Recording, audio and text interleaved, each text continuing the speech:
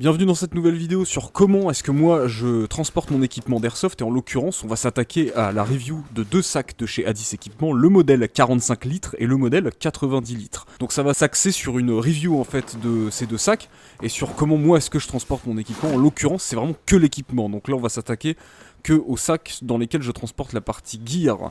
Donc porte-plaque, gilet, combat short, casque, etc. Pas du tout la partie réplique. La partie réplique, moi je la sépare, je la mets dans une mallette. Voilà, je prends toujours deux bagages avec moi. La mallette où il y a tout ce qui est en rapport avec le flingue, l'équipement qui est dans un sac. Si vous voulez combiner les deux en même temps, cette review va pas être pour vous tout simplement. Puisque ces sacs-là pour moi ne sont pas faits pour transporter des répliques. Il n'y a pas d'armature à l'intérieur pour les protéger. C'est pas forcément fait pour, là où des sacs de chez 5.11 par exemple qui coûtent beaucoup plus cher, littéralement 10 fois le prix, vont être beaucoup plus adaptés. Là, en l'occurrence, c'est vraiment, on sépare les deux. Et donc, pour transporter du textile, du vêtement, du casque, etc., bien plus pratique. Et donc, c'est ça qu'on va s'attaquer. Donc, j'ai les deux modèles. Le modèle 90 litres que vous voyez en beige pour mon équipement 1000 sim. Et un plus petit 45 litres quand je fais du speed. Voilà, parce que la flemme de me trimballer avec un sac absolument énorme. Et donc, vous allez voir, on va voir ensemble justement comment se constitue le sac et qu'est-ce que je mets dedans. Voilà, parce qu'il y a des choses qui restent dedans. Peu importe l'équipement qui est dedans. En fait, j'ai sur les poches, etc., j'ai beaucoup d'indispensables qui restent à l'intérieur du sac pour ne manquer de rien sur le terrain. Tout de suite, le sac 90 litres, il existe en beige, en noir et en vert. Vous le trouvez aux environs de 75 à 80 euros, ça dépend des sites. Moi, je me souviens que j'ai acheté il y a 2-3 ans, il était plus dans les 60 euros. Bon, les prix font qu'augmenter ces derniers temps, donc bon, ça me choque pas. Et le petit 45 litres, noir, beige et pareil vert, vous le trouvez pareil dans les 50 euros à peu près. Je l'ai payé genre 45 peut-être avant. Il existe aussi une version 120 litres sur roulette. Alors, est-ce qu'il y a une armature un peu comme ce que fait 5.11 avec ses cams et ses soms qui coûtent la peau des couilles, je sais pas, je pourrais pas vous dire parce que je les ai pas essayés et personne les a dans l'équipe. Et donc de base on a eu l'idée de s'acheter des sacs là dans l'équipe puisque bah il y a deux membres de l'équipe qui se baladaient sur OPS Store. Et Addis venant d'arriver, parce que c'est une marque qui est assez récente quand même, là on voit les sacs, et puis putain banger de ouf, on cherchait des sacs parfaits, bah go les prendre, et du coup ils ont acheté, moi je suis allé sur le terrain avec eux, je vois les sacs, je me dis mais incroyable, moi aussi je cherche un sac, parce que j'avais un sac de voyage à la con avant, qui était pas forcément adapté, qui était pas très grand, qui manquait de poche, et putain ils sont parfaits en fait ces sacs, donc ils sont bien tombés. Et du coup voilà on les a achetés, donc on est genre 3 à l'avoir dans l'équipe, donc c'est un petit retour d'expérience aussi sur de manière générale qu'est-ce que ça vaut. En premier lieu, on va s'attaquer à la review du coup et à ce que je mets dans le sac beige de 90 litres parce que je pense que c'est celui qui intéresse le plus de monde. Pour la simple et bonne raison que c'est celui que je me sers pour mettre tout l'équipement qui est 1000 sim. Enfin, par 1000 sim, j'entends militarisé et sérieux puisque l'autre c'est pour du speed soft. C'est par ça que j'entends 1000 sim. Donc, rapidement sur l'extérieur, une poignée de transport, enfin deux poignées de transport qui ne font qu'une, trois poches compartimentées, enfin c'est trois poches uniques qui ne sont pas, qui ne communiquent pas. Alors que de l'autre côté, c'est une poche géante, justement, qui communique avec une partie velcro pour y foutre vos patchs. Sur les deux extrémités, vous avez des poches qui sont faites pour mettre des chaussures. Surtout une, celle-ci, qui justement permet, c'est comme un espèce de sac plastique qui est refermé à l'intérieur et que vous pouvez mettre à l'extérieur si vous voulez étendre la capacité du sac. C'est que d'un seul côté. L'autre côté, la poche, je sais pas, pour pouvoir y mettre quelque chose ou autre, en tout cas il n'y a pas ce système de sac entre guillemets, on peut pas sortir et étendre la capacité, mais du coup il y a une partie faite pour les chaussures, comme ça vous pouvez vraiment le séparer de tout le reste et éviter de dégueulasser tout le reste de l'équipement, c'est plutôt pas mal. Sur le dessus, vous pouvez le passer en mode sac à dos. Attention, c'est du dépannage, il n'y a pas de structure ni quoi que ce soit, c'est vraiment à l'arrache, le poids il est très mal réparti, il y a toutes vos affaires qui vont se balader dedans, mais de la voiture à la ZN ça peut vraiment dépanner pour le coup, surtout si il y a quelques centaines de mètres à faire. Ça a lâché, voilà, il y a un membre de l'équipe, les boucles que vous voyez ici, il y en a une qui a pété, donc c'est facile, on a juste rattaché la lanière du sac directement sur l'une des poignées, et ça fait très bien le taf, mais juste bon, c'est pas fait pour quoi, c'est vraiment juste du dépannage, voilà en gros pour l'extérieur. Une grosse fermeture éclair qui ouvre tout le sac et qui vous l'éventre littéralement, du coup sur ce même, sur le truc qui permet de rabattre et de fermer le sac quoi, on a une grosse poche qui est communicante, donc je sais que ça fait deux zips séparés, mais en fait c'est une seule et même poche, voilà. C'est un petit peu le défaut, je sais pas pourquoi ils ont mis deux zips différents pour une seule et même grosse poche, c'est un peu con. On a deux poches à l'intérieur, directement, sur les côtés, pour encore plus mettre de choses, donc c'est plutôt cool, ça fait toujours plaisir. Et évidemment, les 90 litres qui s'offrent à vous pour mettre tout et n'importe quoi dedans. Et donc globalement tout rentre dedans. C'est-à-dire que là actuellement j'ai plus de loadout 1000 sim, donc plus de porte-plaque et de casque, mais à l'époque où j'avais mon porte-plaque et mon casque, ça rentrait. Je mettais le casque dans un coin, évidemment faut jouer un peu au Tetris. Donc vous mettez vos gants, votre cagoule, la grille, etc. Le stalker et j'en passe, vous le mettez dans le casque, vous posez le casque dans un coin, vous mettez combat short, etc. dans un autre, et puis on cale le porte-plaque comme on peut, mais ça rentre, hein, globalement, tout rentrait, tout le matos rentrait, donc c'est plutôt cool. Les chaussures, moi je partais avec. C'est vrai que j'ai pas essayé de mettre les chaussures, mais du coup, vu qu'on peut étendre le compartiment à chaussures, le mettre à l'envers et du coup étendre la capacité du sac, vous pouvez vraiment faire ce que vous voulez avec. Donc ça c'est plutôt cool. Tout votre matos rentrera quoi globalement. Voilà, pour ce qui est du porte-plaque et du casque, j'avais un airframe taille L pour le casque, pour venir à peu près le gabarit. Et globalement, j'avoue que j'étais sur du JPC, FCPC V5 Ferro Concept et LCPC V2 de chez Warrior Assault System, donc c'est des gilets qui sont quand même petits. J'avoue que c'est pas un Siras que j'ai mis dedans, ni un 6094 par exemple. Donc c'est du gilet globalement compact, c'est vrai, mais quand même bien équipé.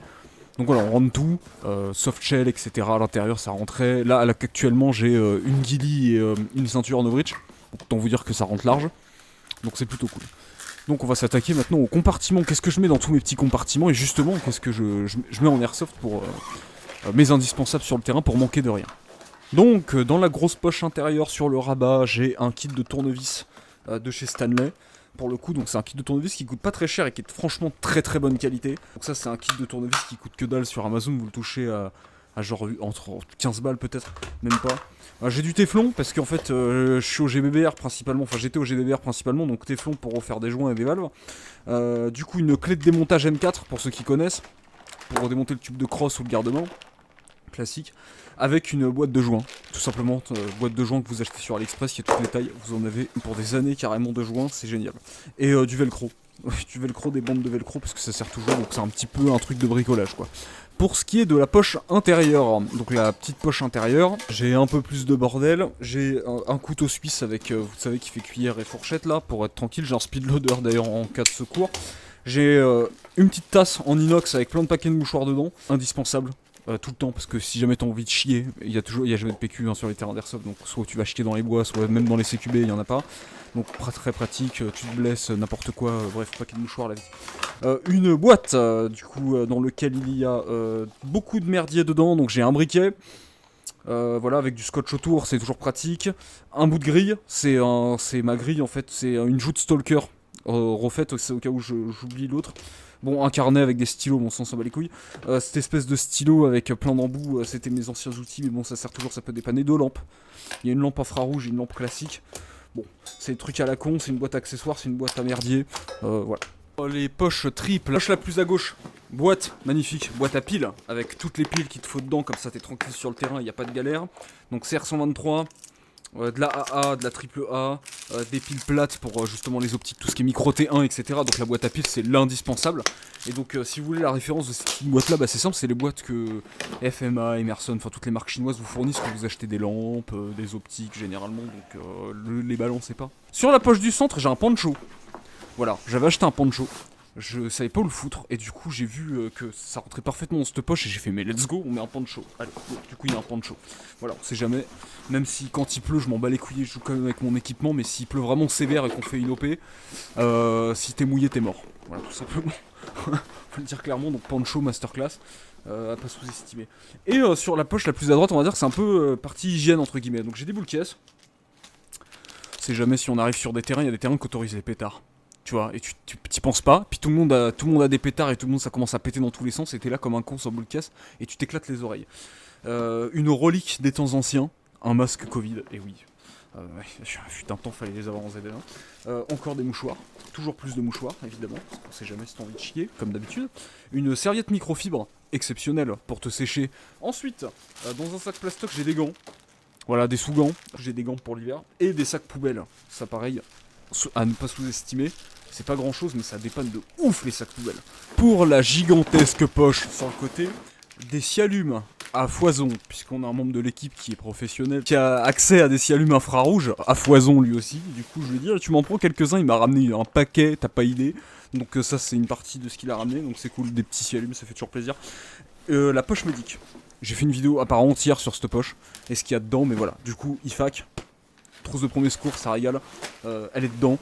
Je fais des parties du dimanche principalement, mais vous avez vu c'est une pochette molle, donc s'il faut la foutre sur le porte-plaque pour du plus long terme ou autre, je la fous sur le gilet, y a pas de problème. Donc elle est là, en attendant, donc ça régale. Voilà tout simplement pour ce qui est de l'extérieur et de ce qu'il y a dans mon sac. Donc vous voyez, c'est principalement les conneries d'Airsofter, donc de quoi bricoler sur la réplique au cas où il y a un truc qui pète. De quoi être tranquille, ce genre de conneries quoi, c'est vraiment les trucs basiques, mais c'est le genre de conneries qu'on pense pas à mettre dans mon sac, ou du moins qu'on ne met pas de manière fixe et définitive dans le sac, puisqu'on va se servir d'un sac par exemple de voyage ou autre, et du coup on a tendance à oublier ce genre d'indispensable. Donc on va s'attaquer à la review du petit sac de 45 litres du coup. Je pense que pour le gros j'ai dit tout ce qu'il y avait à dire. On attaque le petit. Donc le petit sac qui est exactement comme le gros mais en plus petit, à l'exception du fait qu'il ne peut pas se mettre en sac à dos. Celui-là, vous avez une bandoulière, voilà tout simplement, qui tient très bien moi de mon côté du coup. Donc sur le long terme, est-ce que ça va lâcher comme le gros a pu le faire sur la partie sac à dos, je sais pas. Donc composé d'une grosse poche devant et d'une plus petite sur l'autre côté, comme le gros, mais sauf qu'il n'y a pas les 3 compartiments, forcément il est plus petit. On a aussi la poche chaussures. On l'a sur le petit, donc ça fait plutôt plaisir. Pareil, du coup, ça te permet d'étendre la capacité du sac si tu la mets à l'envers et que tu t'en sers pas de poche chaussure, hein, c'est toujours pratique. Et si tu t'en sers pas, écoute, c'est juste la taille d'un sac plastique, quoi. En gros, tu le compresses dans le coin du sac et ça ne doit pas te faire chier. Voilà. Donc moi, je m'en sers pour transporter mon équipement de speed. Niveau des dimensions, là par contre, ouais, si tu mets un porte-plaque plus un casque, là ça va être chaud en termes de taille, etc. On est vraiment plus sur quelque chose d'appoint. Genre si tu fais que du CQB et tout ce que t'as c'est un chest rig avec un bob ou autre ou une casquette, là oui évidemment ça va le faire. Sinon ça va être short de ouf. Voilà, donc vraiment pour du matériel léger. Et donc la poche principale, donc celle qui est sur le flap, qui est cette fois-ci elle séparée en deux, contrairement aux gros qui ont beau mettre deux fermetures éclair, c'est une seule et même poche là. C'en est 2 différentes, donc ça fait plaisir.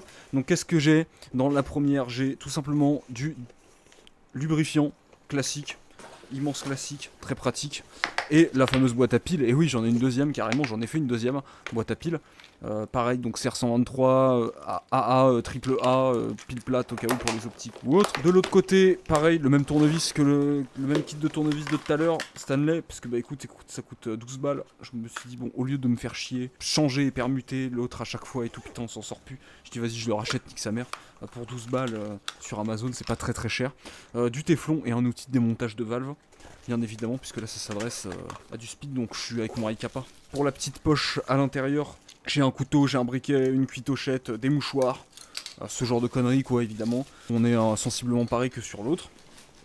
Là j'y rentre largement comme vous le constatez, mon masque d'ail, ma ceinture, tous mes vêtements, il y a même un paquet de billes, il y a les coudières, les avant-bras, etc. En fait c'est les protèges avant-bras et tout, les genouillères et tout du speed. C'est vraiment un sac compact que j'apprécie beaucoup. Sur la petite poche extérieure, j'ai rien mis, parce que franchement il n'y a vraiment pas beaucoup de place, la boîte à piles ne rentre pas. Et sur la grosse poche de l'autre côté, j'ai une bombe de froid. Très pratique la bombe de froid, bon surtout que la seule fois où je l'ai utilisée c'était quand on organisait pour les mecs qui se baladent avec des chaussures de merde. Des paquets de mouchoirs encore et toujours, on change pas une équipe qui gagne. Qu'est-ce que j'ai? J'ai un tour de cou, j'ai des gants, au cas où il caille, pareil, hein, toujours. Masque Covid qui traîne, une mini trousse de soins, un mini IFAC, là pour le coup assez petit mais avec juste ce qu'il faut dedans, donc en l'occurrence des compresses stériles, un peu de pansement, de quoi désinfecter, de quoi nettoyer, vraiment juste la bobologie.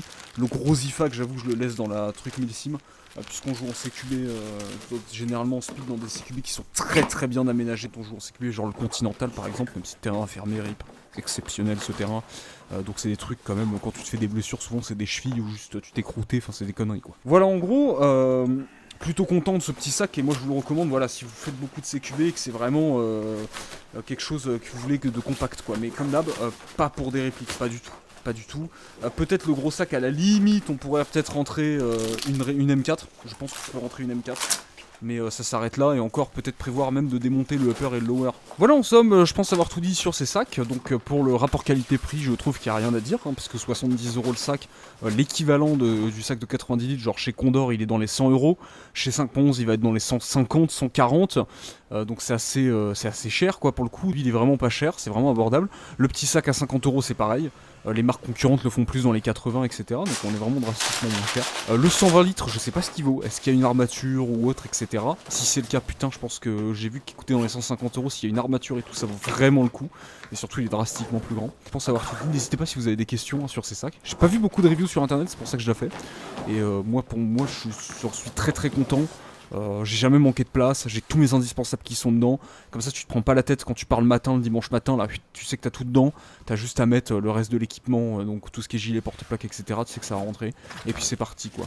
Voilà, en somme, en espérant que cette vidéo vous aura plu. N'hésitez pas si vous avez des questions en commentaire. Et puis je vous dis à une prochaine fois pour une prochaine review.